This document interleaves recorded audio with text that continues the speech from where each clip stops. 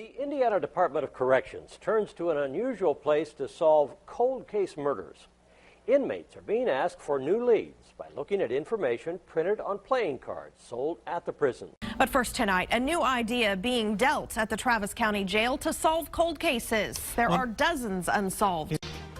56 faces, all tri-state men and women killed with no answers. Many of these cold cases, their families have been dealt the worst hand.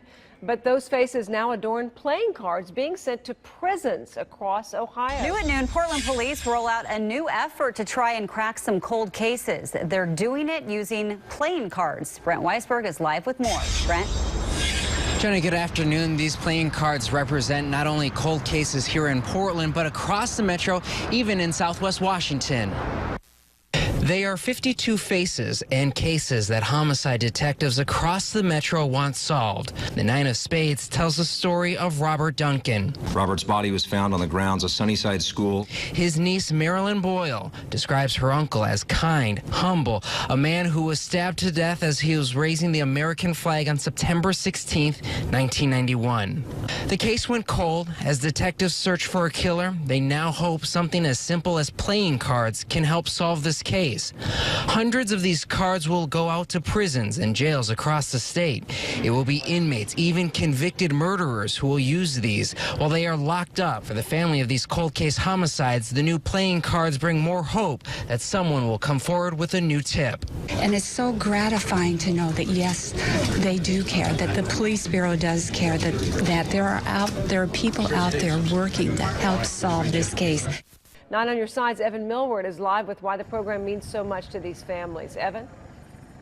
Yeah, 56 faces on 52 cards. Most of those families are the first to get them before they go to the prisons, before they go out across the tri-state.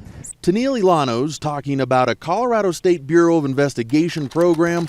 And so they're just now implementing that here. Making the most of an inmate's time while they're doing time. They play cards and they're not rushing through that. By giving inmates in the Summit County Jail playing cards that could help solve old homicides. They have the time to look over these cards, really see what information is on them. They're called cold case cards. Each one has a picture, name, and information about a Colorado homicide that has yet to be solved. These cases have been worked on by detectives and officers and deputies. It's just another avenue in hopes that inmates will be using the cards, playing with the cards, looking over the cases, and something may spark some sort of memory. Solve one case with this deck of cards, then it's a complete success.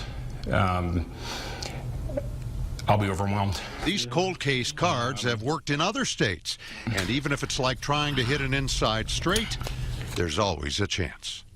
These cold case cards have helped police crack 15 murder cases in South Carolina in over a 2-year period, and already in Florida, after just 3 months, the cards have turned up the killers in 4 cases.